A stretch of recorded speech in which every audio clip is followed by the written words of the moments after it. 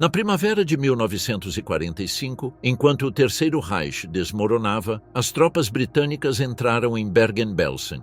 Entre milhares de corpos e um cheiro insuportável, encontraram os responsáveis pelo campo ainda em seus postos. Entre eles, uma mulher de rosto imperturbável, Elisabeth Volkenrath. Tinha chegado de Auschwitz para impor ordem em meio ao caos. Sua presença representava a continuidade do sistema mesmo em sua ruína. Volkenrath não agia por impulso. Cumpria ordens, aplicava punições, mantinha a estrutura de controle quando já não havia mais nada para controlar. Era a extensão perfeita de uma hierarquia que tinha convertido a obediência numa forma de poder. O que mantém alguém firme dentro do colapso moral absoluto? O que transforma a disciplina em instrumento de destruição? Até onde pode ir a lealdade quando a guerra terminou? O dia da descoberta, Bergen-Belsen sob o comando britânico. No dia 15 de abril de 1945, pouco antes do meio-dia, as unidades de reconhecimento da 11ª Divisão Blindada Britânica avançaram para o norte da Alemanha e chegaram aos limites do campo de concentração de Bergen-Belsen. Não se tratava de uma ofensiva bélica, não houve disparos nem resistência. O comandante alemão, Joseph Kramer, havia solicitado formalmente a rendição do campo, alegando que uma epidemia de tifo havia saído do controle e que suas tropas eram incapazes de manter a ordem. A ordem britânica foi clara: ocupar o lugar, estabelecer controle imediato e conter o surto infeccioso. Ao entrar, os soldados encontraram um terreno devastado. O perímetro, cercado por arames enferrujados e torres vazias, escondia uma extensão de terra saturada de corpos. Entre os barracões de madeira em ruínas, acumulavam-se milhares de cadáveres. Alguns estavam empilhados junto aos muros, outros jaziam dentro das cabanas onde a decomposição avançava. Os primeiros relatórios falavam de cerca de 13.000 corpos não sepultados. A putrefação era tão intensa que os soldados tiveram que cobrir o rosto com panos embebidos em desinfetante para poder avançar. Dentro dos barracões permaneciam cerca de 60.000 prisioneiros ainda vivos. A maioria não conseguia ficar de pé. A magreza extrema, as infecções intestinais e o tifo tinham reduzido suas forças a um ponto irreversível. A água potável estava escassa há semanas, as cozinhas estavam destruídas, os depósitos contaminados. Segundo os registros britânicos, as rações diárias antes da libertação não superavam o equivalente a algumas poucas centenas de calorias por pessoa. O coronel médico Glyn Hughes, chefe dos serviços sanitários do 2º Corpo Britânico, assumiu a direção da operação. Em seu primeiro relatório, declarou que o campo devia ser considerado uma zona infectada e que as medidas convencionais de socorro eram insuficientes. Ordenou o isolamento completo da área, a criação de um cordão sanitário e a evacuação gradual dos sobreviventes que pudessem ser transferidos. Ainda assim, durante os primeiros dias, a mortalidade não foi reduzida. Os registros indicam entre 400 e 500 mortes diárias durante a primeira semana. O Hospital Militar Alemão de Roni, situado a 3 quilômetros, foi requisitado e convertido em centro de atenção para os prisioneiros em condições de serem movidos.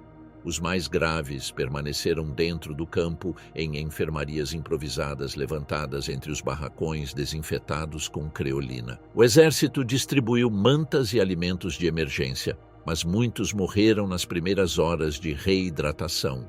O corpo, enfraquecido por meses de inanição, não resistia à mudança.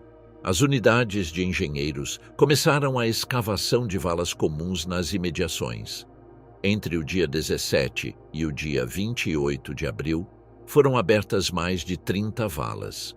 Em cada uma, foram depositados centenas de corpos sob supervisão militar. Os soldados obrigaram os prisioneiros alemães e a membros das SS capturados a participar nas tarefas de enterro. A ordem era estrita: limpar o campo para evitar uma catástrofe sanitária. Entre os detidos estavam Joseph Kramer, comandante do campo, e um grupo de guardas SS, homens e mulheres. Entre as mulheres, uma figura foi apontada por vários testemunhos: Elisabeth Falkenrath. Até fevereiro desse ano tinha servido em Auschwitz e tinha chegado a Bergen-Belsen para ocupar o cargo de chefe das guardas.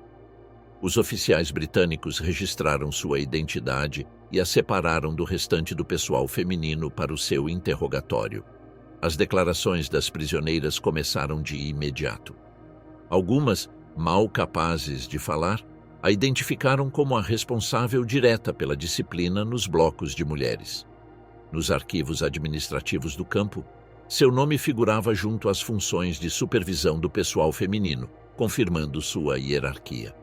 Nos dias seguintes, os interrogatórios continuaram enquanto as operações sanitárias se intensificavam. O Dr. Hughes informou que a principal dificuldade não era a falta de medicamentos, mas sim a impossibilidade de alimentar corretamente os sobreviventes. As tentativas de proporcionar-lhes comida sólida terminavam muitas vezes em morte. Por ordem médica, foi introduzida uma dieta líquida composta por sopa de aveia e leite em pó diluído. Na primeira semana, foram registrados mais de 10.000 pacientes tratados sob este regime. Para manter a limpeza, o exército destinou a 160 prisioneiros das SS a tarefas de saneamento. As ordens eram executadas sob supervisão armada. As tarefas de transporte e enterro prolongaram-se até o final de maio, quando os últimos barracões foram esvaziados. O serviço de cinema do exército britânico documentou cada etapa. As filmagens mostraram o estado dos prisioneiros, os corpos sem sepultura e as operações de limpeza. O material foi remetido ao quartel-general aliado como evidência das condições do campo. Os relatórios escritos complementares enumeravam a quantidade aproximada de corpos, o número de fossas abertas e os registros de nacionalidades dos sobreviventes. O relatório geral de 30 de abril indicou que, desde a chegada das tropas, haviam morrido mais de 14.000 pessoas. O número total de falecidos desde a criação do campo ultrapassava 50.000. Os britânicos determinaram então a criação de um novo recinto, denominado Campo Número 2, em uma área próxima. Lá foram erguidas cozinhas, beliches e postos médicos sob supervisão da Cruz Vermelha. Os sobreviventes foram classificados segundo seu estado de saúde e foi estabelecida uma rotina de higiene obrigatória. O coronel Taylor, designado comandante do campo sob a administração britânica, informou sobre a falta de disciplina e a prioridade sanitária.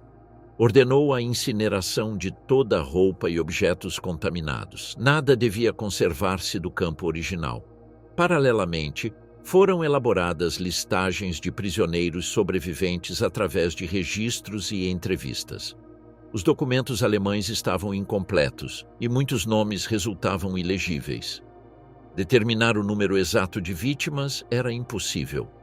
A presença das mulheres SS capturadas gerou perplexidade entre os soldados e médicos britânicos.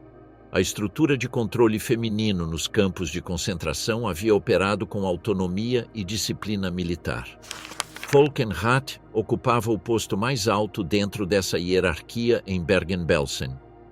Em sua primeira declaração, no dia 18 de abril, descreveu a organização do campo e as transferências de prisioneiros de Auschwitz. Afirmou ter assumido a supervisão das guardiãs em fevereiro e atribuiu o caos à falta de suprimentos. Não mencionou abusos nem punições. Os relatórios britânicos posteriores confirmaram a desintegração administrativa do campo durante as últimas semanas do regime. As rotas de transporte estavam cortadas e os suprimentos não chegavam. No entanto, os testemunhos coincidiam que a disciplina repressiva havia continuado até o final. Os castigos eram aplicados mesmo nos dias anteriores à entrada das tropas. Várias prisioneiras provenientes de Auschwitz e Ravensbrück, junto com enfermeiras detidas durante as evacuações, relataram que tinham visto Falkenrath participar em espancamentos e seleções de trabalho. Seus depoimentos foram recolhidos e arquivados como material probatório. Em maio, com a situação sanitária sob controle, as autoridades britânicas iniciaram a classificação de documentos e a tradução de registros alemães. foram encontradas listas de transportes provenientes de Auschwitz e anotações com as assinaturas de supervisão das guardas. Entre elas, figurava a de Volkenrath. No final do mês, todos os membros identificados das SS foram transferidos para um centro de detenção em Celle. Lá foram tiradas fotografias dos prisioneiros, incluindo as de Kramer, Grese e Volkenrath, destinadas ao arquivo oficial. Embora o campo tivesse sido libertado, as mortes continuaram. Os relatórios médicos de junho contabilizaram cerca de 14.000 falecimentos adicionais entre os sobreviventes. O número total de vítimas diretas ou indiretas superava os 70.000. O relatório final do Exército Britânico, datado de 30 de junho, descreveu Bergen-Belsen como um caso extremo de colapso sanitário e humano. No anexo do documento foi incluída a lista de prisioneiros alemães presos. Entre eles, Elisabeth Volkenrath, SS Oberaufseherin, capturada em 17 de abril de 1945. A documentação obtida nessas semanas serviu como base para a elaboração dos expedientes judiciais que, nos meses seguintes, estabeleceriam as responsabilidades do pessoal do campo. Nos arquivos de Celle e Lüneburg ficariam registradas as primeiras declarações de Volkenrath e os antecedentes que marcariam o início de um processo judicial sem precedentes no pós-guerra. Infância alemã, a criação de uma crente cega. Elisabeth Mühlau nasceu em 5 de setembro de 1919 em Schönau an der Katzbach, uma pequena localidade industrial situada no distrito de Liegnitz, na região da Baixa Silésia, dentro da então República de Weimar. Seu pai, Josef Mühlau, era operário florestal e sua mãe cuidava de 6 filhos. O ambiente rural era caracterizado por uma economia frágil, baseada no corte de florestas, no trabalho do carvão e em pequenas oficinas metalúrgicas. As habitações eram modestas, de madeira e com telhados enegrecidos pela fumaça constante dos fogões. A pós-guerra alemã havia deixado um país desarticulado. O Tratado de Versalhes, assinado em 1919, impôs sanções econômicas e militares que alteraram a vida cotidiana. Na Silésia, os efeitos se traduziram em desemprego, inflação e dependência de subsídios. As famílias operárias, como os Mühlau, sobreviviam com rações e trabalhos temporários. A crise política da República de Weimar gerou um ambiente de frustração generalizada. Os ex-combatentes culpavam os políticos pela derrota, enquanto os jovens cresciam em um clima de ressentimento. Nesse contexto, Elisabeth foi educada em escolas primárias rurais, onde predominavam valores prussianos, obediência, disciplina e respeito à autoridade. Os livros de história exaltavam a unificação alcançada por Bismarck e descreviam a rendição de 1918 como uma traição interna. Os professores, muitos deles veteranos de guerra, repetiam essa interpretação em suas aulas. Para as crianças, a noção de pátria estava relacionada ao dever e à lealdade, não à reflexão crítica. Durante a década de 1920, o sistema político alemão tornou-se instável.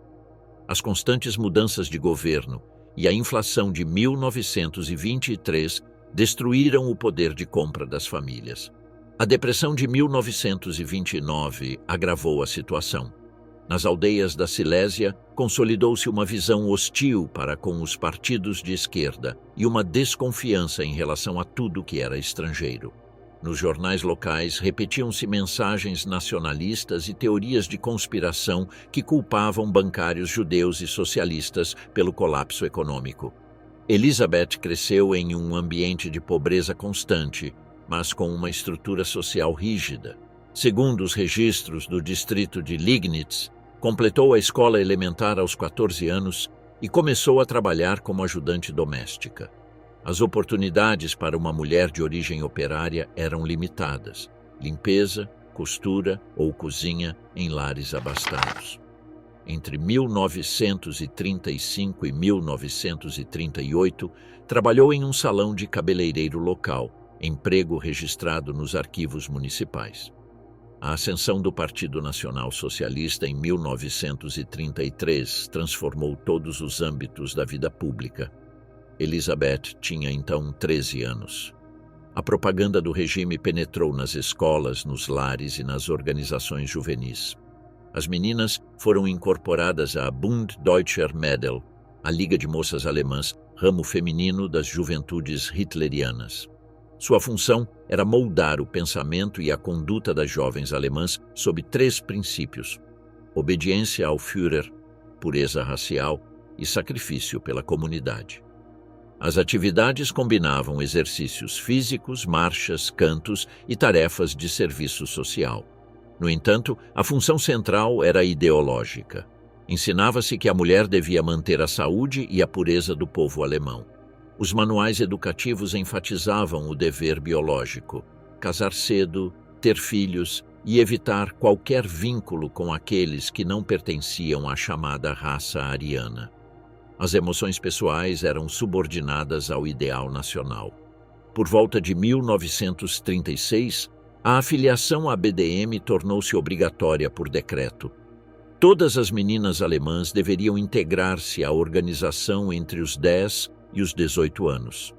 Elizabeth, como milhares de adolescentes rurais, ingressou por disposição oficial. As reuniões semanais incluíam leitura de discursos de Hitler, análise de fragmentos de Mein Kampf e cantos em grupo.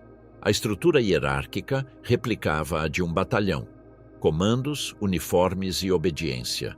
Os relatórios do Ministério da Educação do Reich registravam uma frequência superior a 90%. Nas zonas rurais, a BDM tornou-se uma forma de integração social. Para as filhas de operários, representava uma oportunidade de reconhecimento e pertença. A organização oferecia uniformes, insígnias e participação em cerimônias públicas. Em um ambiente sem mobilidade econômica, esse prestígio simbólico tinha peso. Em 1937, a Liga começou a recrutar membros para o Serviço Nacional de Trabalho Feminino. As jovens deveriam realizar 6 meses de trabalhos agrícolas ou domésticos em benefício do Estado. A experiência combinava disciplina semi-militar e doutrinação ideológica. Elas eram ensinadas a valorizar a resistência física, o esforço coletivo e a utilidade para o Reich. Elizabeth completou este serviço em 1939, pouco antes do início da guerra. As autoridades do regime consideravam este serviço uma etapa preparatória para empregos em fábricas, escritórios ou instituições estatais. As mulheres com boa conduta e antecedentes racialmente puros podiam ser recomendadas para tarefas administrativas nas SS ou em indústrias ligadas ao esforço bélico. Assim, a passagem da educação para a estrutura laboral do Estado ocorreu sem rupturas. Nos anos anteriores à guerra, a propaganda intensificou a exaltação do dever feminino. Os noticiários mostravam as jovens da BDM trabalhando em fazendas e participando de desfiles patrióticos. As revistas oficiais as apresentavam como pilares da nação. Não combatiam, mas sustentavam a frente interna por meio do trabalho e da obediência. O ideal da mulher alemã ficou definido como força produtiva e reprodutiva a serviço do Estado. Em 1 de setembro de 1939, com o início do conflito, o regime mobilizou a milhões de homens e ampliou o trabalho obrigatório feminino. Em 1941, as SS começaram a recrutar pessoal auxiliar para seus campos de concentração. O crescimento do sistema repressivo exigia mais empregados administrativos e de vigilância. Nesse mesmo ano, Elisabeth Mühlau foi convocada. Os registros de Ravensbrück a mencionam como guardiã auxiliar, designada em outubro de 1941. Sua incorporação seguiu um procedimento padrão: exame médico, verificação de ascendência e juramento de lealdade ao Estado. Não era exigida formação acadêmica nem experiência prévia, apenas disposição para obedecer ordens e manter disciplina. O curso de instrução para as novas guardiãs durava poucas semanas. Incluía normas de conduta, regime de punições e organização interna do campo. As instrutoras insistiam na obediência incondicional e a proibição de questionar mandatos. O emprego oferecia salário, uniforme, alojamento e acesso a lojas reservadas para o pessoal das SS. Para muitas mulheres, representava uma melhoria material significativa em relação aos trabalhos civis. No sistema educativo e propagandístico nazista, a obediência havia substituído o pensamento individual. As gerações formadas após 1920 foram treinadas para considerar a disciplina como virtude e a empatia como fraqueza. A compaixão deveria ser dirigida unicamente para os membros da comunidade nacional. Os inimigos do Reich eram despojados de humanidade por definição. Os documentos conservados no Arquivo Federal de Berlim mostram que, por volta de 1939, a uniformidade ideológica da BDM era total. As reuniões abriam-se com a saudação ao Führer e concluíam-se com leituras de slogans. O material didático repetia os mesmos conceitos: pureza, obediência, serviço. Este mecanismo produziu uma geração programada para agir sem deliberação moral. Para Elisabeth, este sistema anulou a dúvida. Sua formação havia reduzido o processo de decisão a uma sequência: receber a ordem, cumpri-la, informar. Quando foi chamada a Ravensbrück, essa lógica estava plenamente interiorizada. Não percebia contradição entre a obediência e a moralidade, porque sua educação havia eliminado a noção de julgamento pessoal. Ravensbrück, a escola do sadismo. Em outubro de 1941, Elisabeth Mühlau foi destinada ao campo de concentração feminino de Ravensbrück, situado a cerca de 90 quilômetros ao norte de Berlim, junto ao lago Schwedt. Sua incorporação foi realizada por meio do Escritório Central de Economia e Administração das SS, organismo responsável pelo recrutamento do pessoal destinado ao sistema de campos. Para então, Ravensbrück estava em funcionamento há mais de 2 anos e contava com uma estrutura consolidada. O campo, inaugurado em maio de 1939, era o principal centro de internamento para mulheres sob o controle do Reich. Sua capacidade inicial girava em torno de 3.000 prisioneiras, mas até o final de 1941 superava as 12.000. Além dos barracões, oficinas e dependências médicas, abrigava uma seção dedicada ao treinamento de novas guardas, denominada Erziehungsabteilung. Lá foi designada Mühlau para sua instrução. A formação estava dirigida por Dorothea Binz, oficial com patente de Oberaufseherin, considerada a figura central do corpo feminino das SS. Seu método combinava disciplina militar, controle psicológico e uso de punição física. O propósito era eliminar qualquer vínculo emocional entre as guardas e as prisioneiras. As recrutas, na sua maioria jovens sem experiência prévia, eram submetidas a uma rotina que convertia a obediência em reflexo automático. O curso de adestramento durava entre 6 e 8 semanas. Incluía aulas teóricas sobre o regulamento interno, os procedimentos de contagem e a organização dos grupos de trabalho. Insistia-se na precisão das ordens, na postura corporal e no tom autoritário. As prisioneiras eram identificadas apenas por número. Qualquer desvio, uma palavra fora de turno, um movimento imprevisto, era punido com exercícios forçados ou privação de descanso. Binz estabelecia que a função da guardiã não era cuidar, mas sim controlar. A autoridade devia ser expressa através do medo. Para assegurar a obediência, promovia-se a vigilância recíproca entre as próprias instrutoras e aprendizes. Os comportamentos eram avaliados diariamente. As que mostravam dúvidas recebiam sanções. As que demonstravam firmeza eram recomendadas para promoções. O treinamento criava um ambiente onde o medo substituía o julgamento pessoal. Cada bloco do campo estava a cargo de uma responsável alemã, a Blockführerin, assistida por prisioneiras designadas como capos. As guardas em formação acompanhavam as contagens matinais, as marchas para as oficinas e as sessões de castigo. Era-lhes ensinado a usar instrumentos simples como varas ou cintos. O uso de armas de fogo ficava restrito ao perímetro. A repetição contínua de ordens, gritos e golpes estabelecia um padrão de comportamento onde a violência se integrava na rotina. Elizabeth Mühlau foi designada temporariamente aos Außenkommandos, grupos de trabalho externos encarregados de tarefas agrícolas ou de construção. Sua tarefa consistia em manter a formação e o ritmo de trabalho. Os supervisores observavam seu desempenho para avaliar sua capacidade de controle. Nesse ambiente, a vigilância tornava-se uma extensão do treinamento.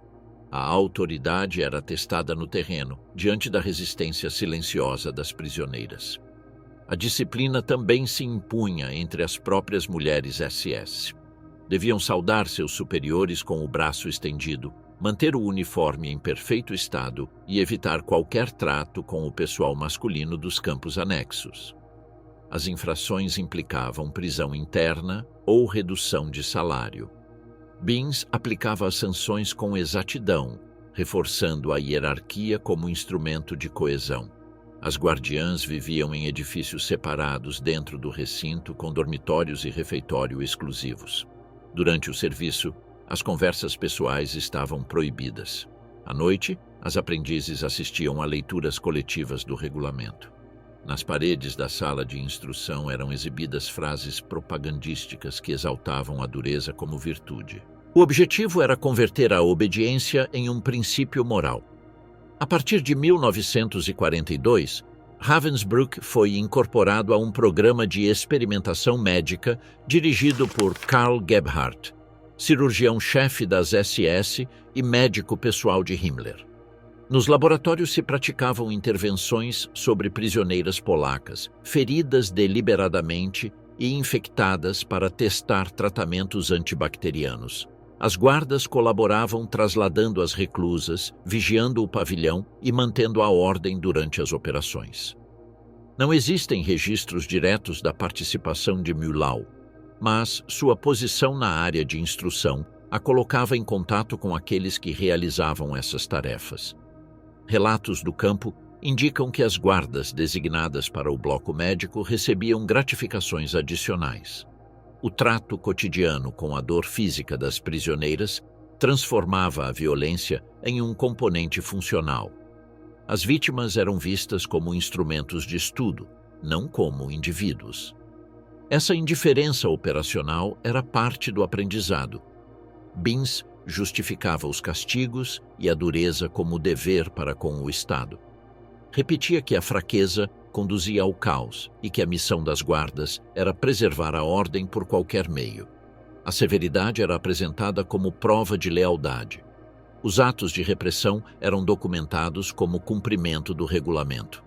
O processo de dessensibilização avançava por etapas. No início, as aprendizes observavam as punições aplicadas por seus superiores. Mais tarde, lhes era ordenado executá-las. O critério de avaliação era simples: firmeza diante da insubordinação. Os relatórios de avaliação interna refletem a importância dessa atitude. As promoções dependiam da capacidade de impor disciplina sem hesitar.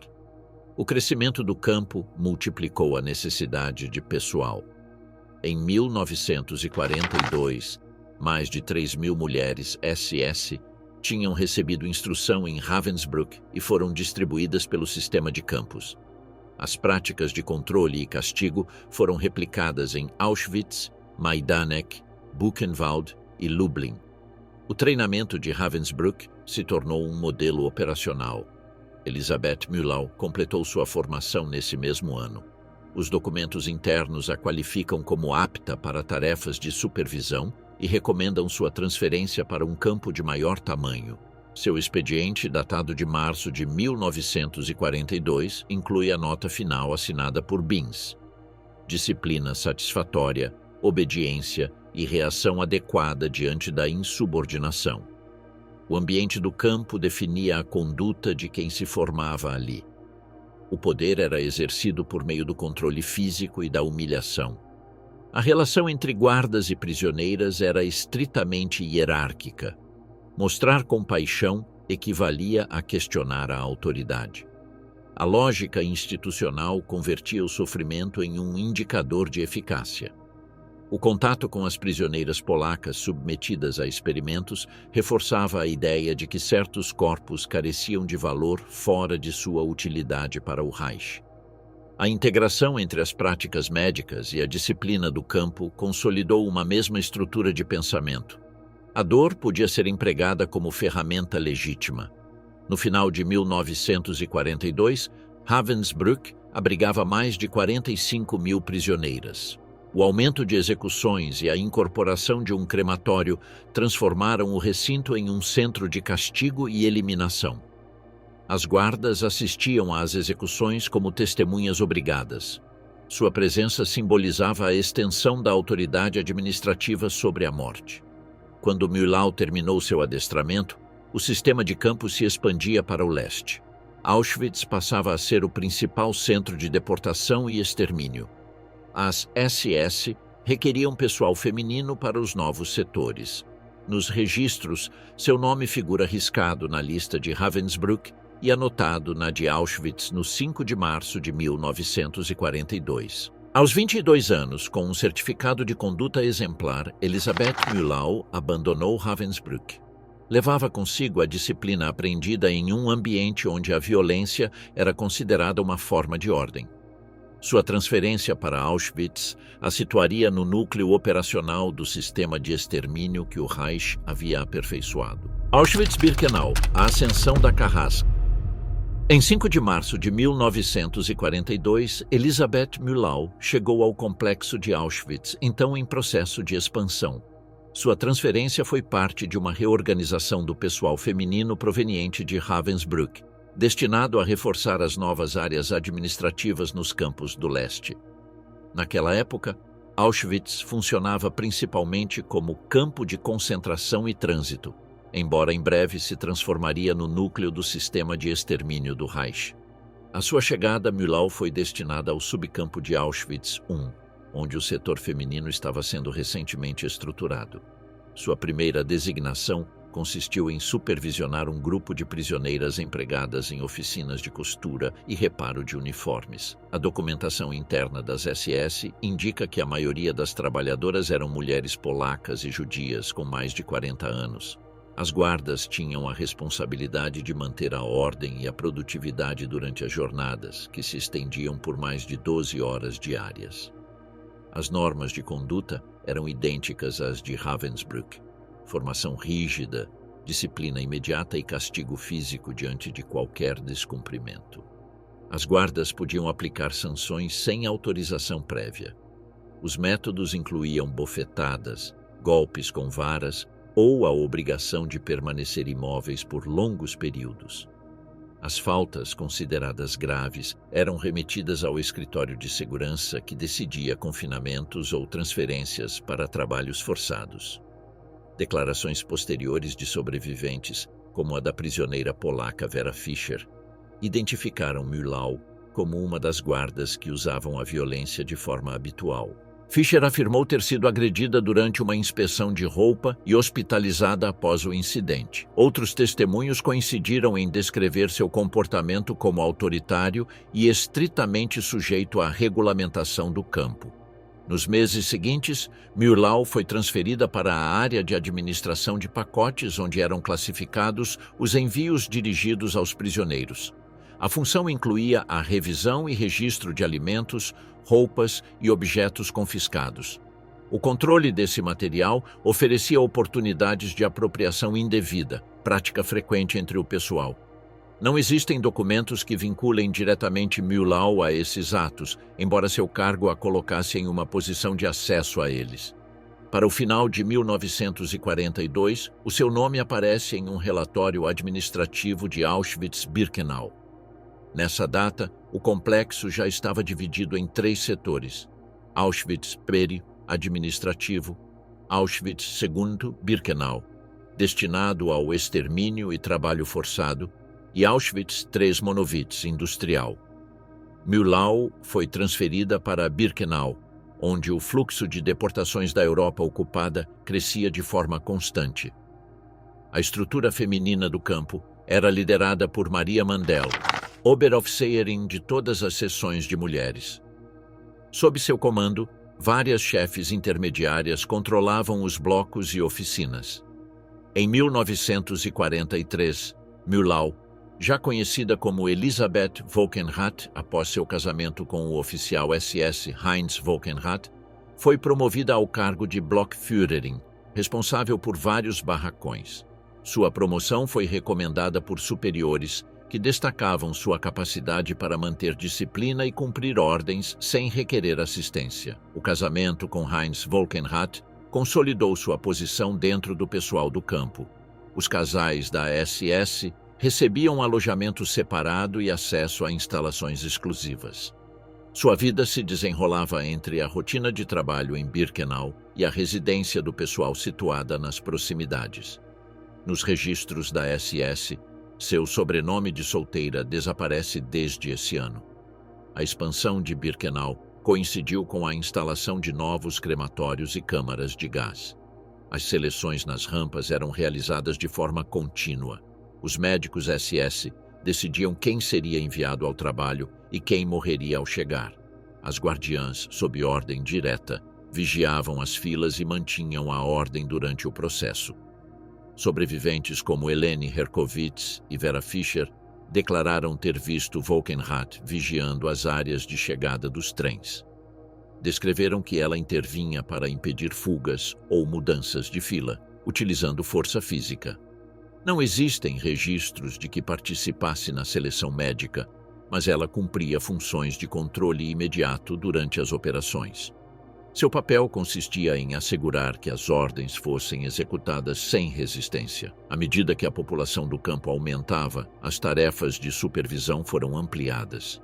Em 1943, Wolkenrath foi nomeada chefe de seção feminina, com autoridade sobre um grupo de guardas e prisioneiras designadas como capos. O seu trabalho incluía a organização de contagens, vigilância de oficinas e controle das marchas disciplinares. Os relatórios descrevem o seu desempenho como eficiente e rigoroso. O sistema de castigos físicos era mantido regulamentado. As guardiãs deviam registrar as infrações e relatar as sanções aplicadas. Os relatórios graves eram enviados para o escritório de Mandel, quem decidia medidas adicionais. Wolkenrath cumpria estas normas com exatidão. A eficácia era medida pela capacidade de manter a ordem sem intervenção externa. Os testemunhos coincidem em que dirigia com severidade os exercícios coletivos de castigo conhecidos como Sportmachen. Durante estes, as prisioneiras eram obrigadas a marchar ou realizar movimentos repetitivos até a exaustão. Um testemunho do Museu de Auschwitz relata que, diante da perda de um objeto, Wolkenrath ordenou a dezenas de mulheres marchar em círculo até que várias desmaiassem. Os castigos eram realizados em público e tinham uma função exemplar. Em Birkenau também eram realizadas inspeções periódicas para selecionar as prisioneiras doentes ou incapacitadas. As guardas assistiam os médicos SS durante essas revisões.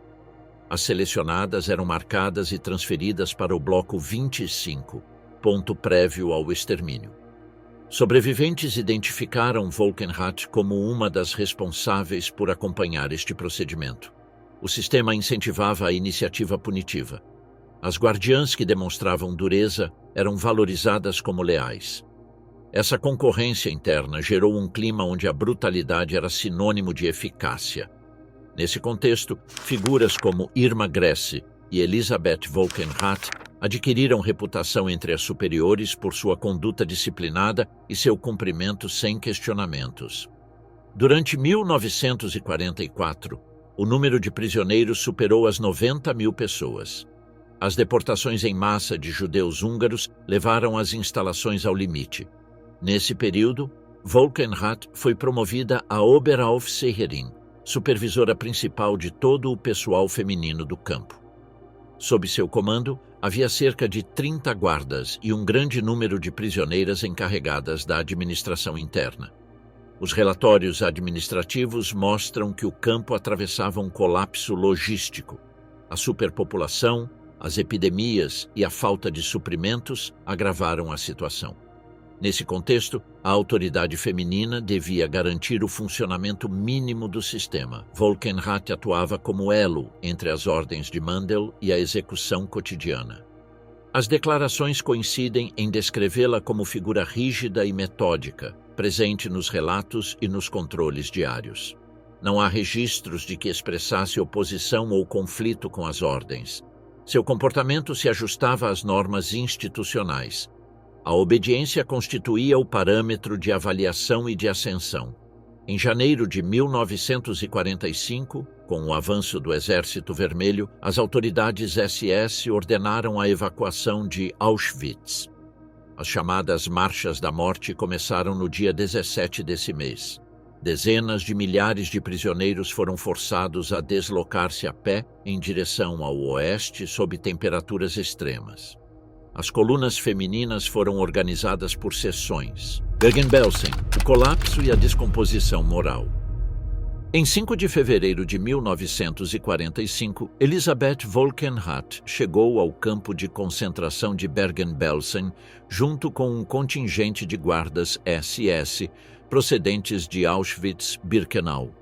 A transferência fazia parte da evacuação dos campos orientais diante do avanço soviético. As ordens do alto comando das SS determinavam que os prisioneiros capazes de caminhar fossem conduzidos para o interior do Reich.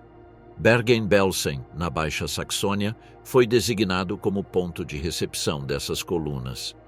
Quando Volkenrath assumiu seu cargo, o campo já estava à beira do colapso.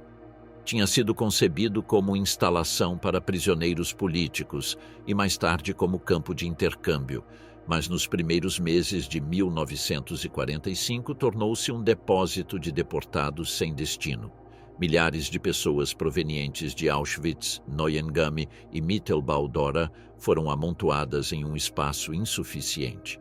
Os relatórios da SS de janeiro e fevereiro mencionam a chegada de comboios que superavam os 18 mil prisioneiros. As mortes começaram mesmo antes de os trens serem esvaziados. O sistema de saúde entrou em colapso em semanas. Não havia água potável, os barracões estavam infestados de piolhos e a comida consistia em uma sopa rala e um pedaço de pão semanal. Os registros de óbitos deixaram de ser atualizados no final de fevereiro, quando as mortes multiplicaram-se sem controle. As epidemias de tifo, disenteria e tuberculose devastaram o campo. Muitos médicos alemães adoeceram ou morreram e o restante abandonou seus postos. Desde dezembro de 1944, a direção estava nas mãos de Josef Kramer, antigo comandante de Auschwitz. Seu pessoal incluía cerca de 40 guardiãs SS. Volkenrath, designada como Oberaufseherin, era a máxima autoridade feminina e supervisionava a disciplina, o trabalho forçado e a administração interna. Embora o campo não tivesse câmaras de gás, a mortalidade diária atingiu níveis comparáveis aos dos centros de extermínio. Os testemunhos dos prisioneiros descrevem um ambiente sem estrutura. Os barracões destinados a 100 pessoas alojavam a mais de 500. Os cadáveres acumulavam-se junto aos vivos. Sem água, muitos bebiam de poças ou canais de drenagem. A maioria sofria de febre, diarreia e feridas abertas. O cheiro de decomposição impregnava tudo. Em meio ao caos, a autoridade de Volkenrath manteve-se ativa. Testemunhas coincidiram em que continuava impondo castigos com uma disciplina metódica.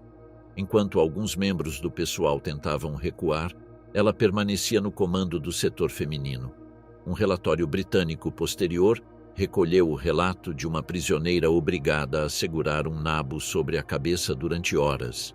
Ao desfalecer, foi golpeada por Volkenrath até perder a consciência. Outra testemunha relatou que participou, junto a Kramer, na agressão de uma reclusa acusada de tentativa de fuga. Naquela altura, os castigos careciam de propósito funcional. O trabalho forçado tinha cessado e as ordens produtivas já não existiam. No entanto, a hierarquia militar permanecia. As guardas continuavam a aplicar sanções como se o sistema ainda estivesse em vigor. A obediência tinha se tornado um fim em si mesma. Em março de 1945, os relatórios médicos posteriores calcularam entre 500 e 1.000 mortes diárias. Os cadáveres eram empilhados ou lançados em valas. Alguns sobreviventes afirmaram ter presenciado atos de canibalismo devido à fome extrema. As investigações britânicas confirmaram esses relatos, indicando um grau de degradação física e moral sem precedentes. Apesar do colapso, a cadeia de comando não se dissolveu. As ordens desciam de Kramer e eram executadas sem deliberação. Volkenrath continuava coordenando as contagens matinais que se prolongavam durante horas, mesmo enquanto os prisioneiros caíam mortos em formação. Os golpes e gritos das guardas acompanhavam essas cenas. Uma sobrevivente holandesa identificada como testemunha 126 declarou que Volkenrath comparecia às contagens armada com um bastão de borracha. Outra prisioneira relatou que pouco antes da libertação a viu bater em uma mulher que não conseguia arrastar um cadáver. Ambas as descrições coincidiam em seu comportamento: rigidez, controle e violência rotineira.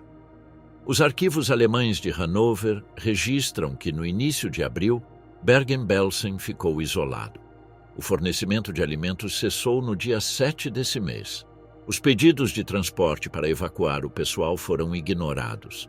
Com os recursos concentrados em Berlim, o campo ficou abandonado. Nos dias finais, a estrutura administrativa desmoronou-se. Vários guardas-homens desertaram ou foram executados ao tentar escapar. Volkenrath permaneceu no seu posto. Seu nome figura na lista de pessoal presente no dia 12 de abril, 3 dias antes da chegada das tropas britânicas. As últimas agressões documentadas ocorreram nessas jornadas. Uma enfermeira prisioneira declarou que no dia 14 de abril viu Volkenrath espancar uma jovem até deixá-la inconsciente. Nesse mesmo dia, outro testemunho a situou dirigindo prisioneiras que limpavam os arredores da enfermaria entre cadáveres. No dia 15 de abril, as tropas britânicas cercaram o campo. Joseph Kramer apresentou-se a elas e entregou o comando. Argumentou que uma epidemia incontrolável havia destruído toda a capacidade de gestão. Os britânicos ordenaram manter o pessoal SS sob custódia. Volkenrath foi presa nesse mesmo dia. Os registros da 11ª Divisão Blindada incluem seu nome entre os primeiros detidos. Ela foi obrigada, junto com outras guardas, a participar na limpeza e no enterro dos corpos.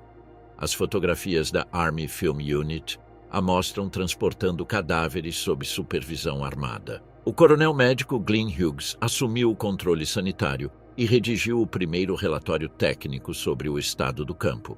Descreveu um cheiro de morte persistente que impregnava a pele e a roupa.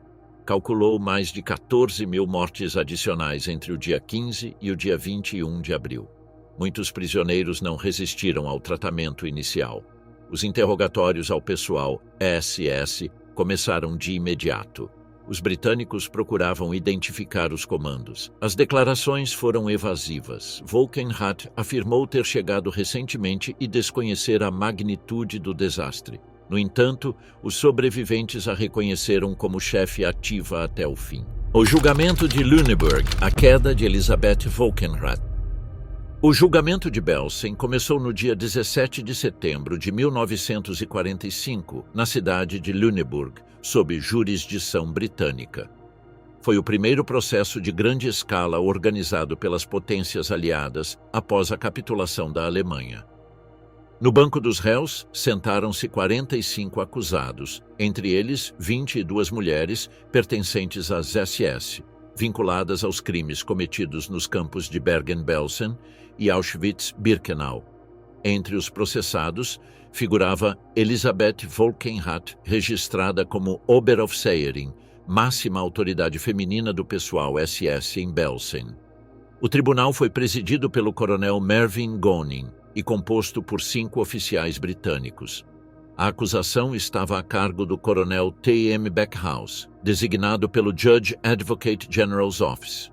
Cada acusado contou com defesa militar atribuída.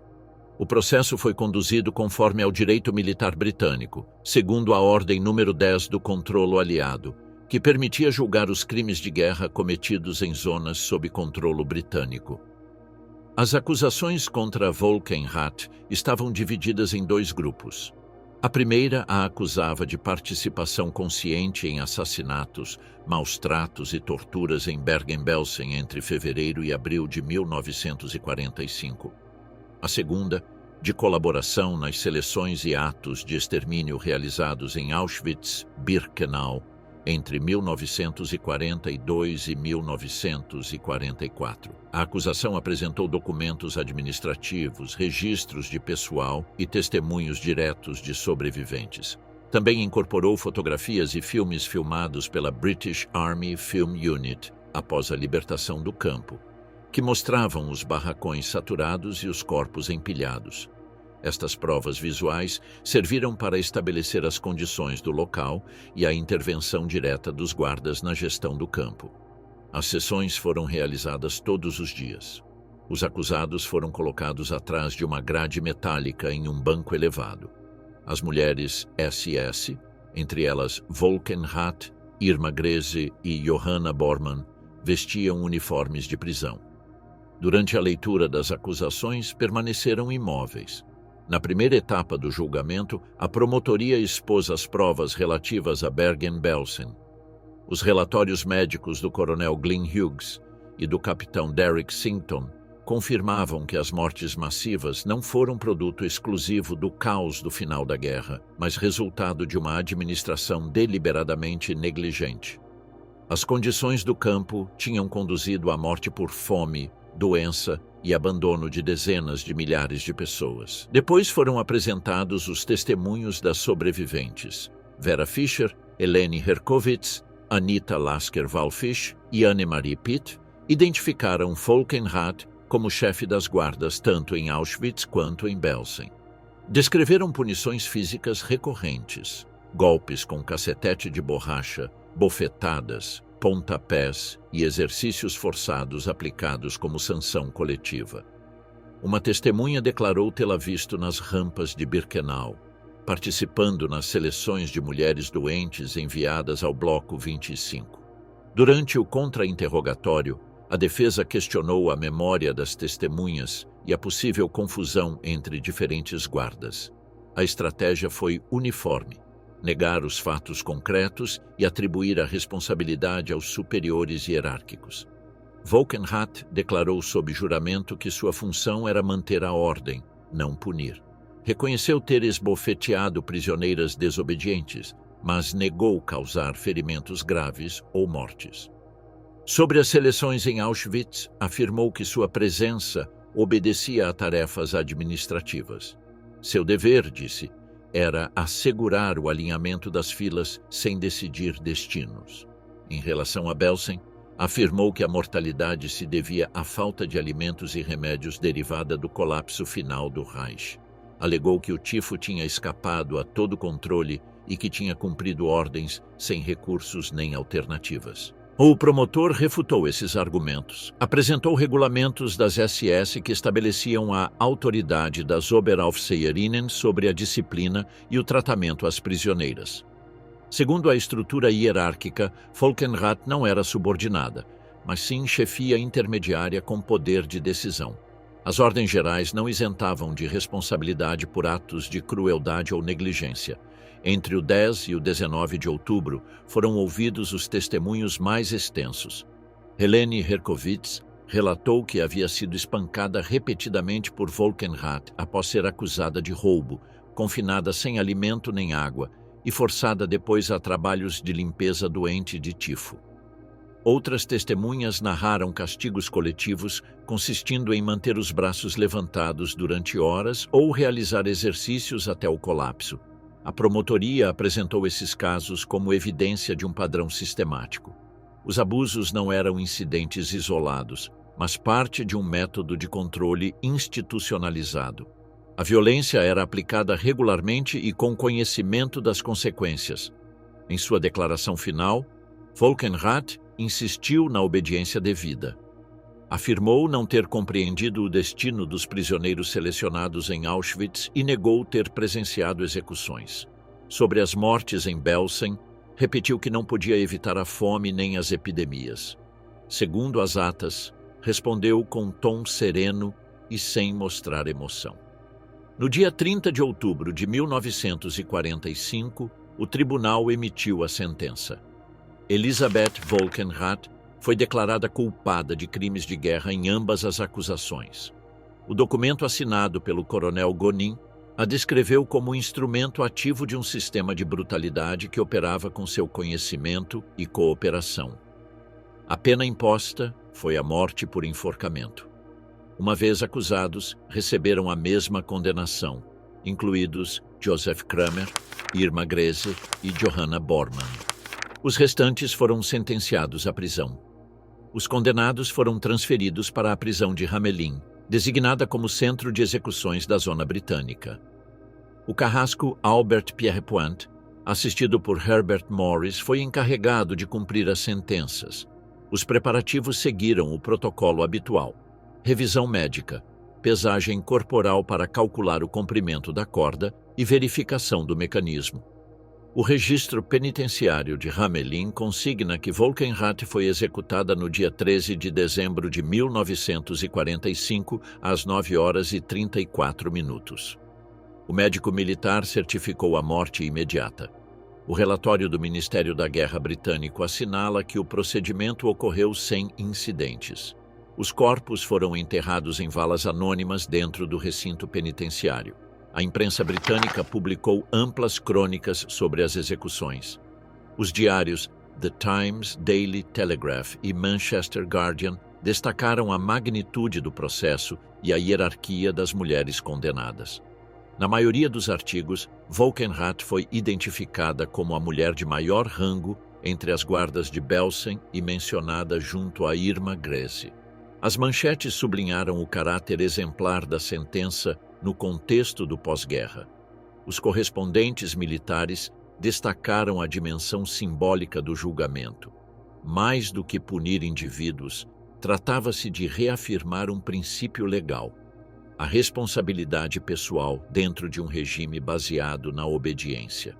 O processo de Lüneburg tornou-se um antecedente direto dos julgamentos de Nuremberg, inaugurados em novembro do mesmo ano. O expediente do caso, conservado no arquivo do gabinete do juiz-advogado-geral, inclui uma nota final do promotor Beckhaus. A obediência não é defesa quando se exerce na execução de atos desumanos. A acusada sabia o que fazia e manteve até o final. Após a execução, os corpos foram sepultados sem cerimônia nem identificação. Nenhum familiar reclamou os restos. Não existem registros de cartas ou declarações finais de Volkenrath. Seu nome permaneceu ausente dos arquivos públicos durante anos, até ser recuperado em investigações históricas posteriores.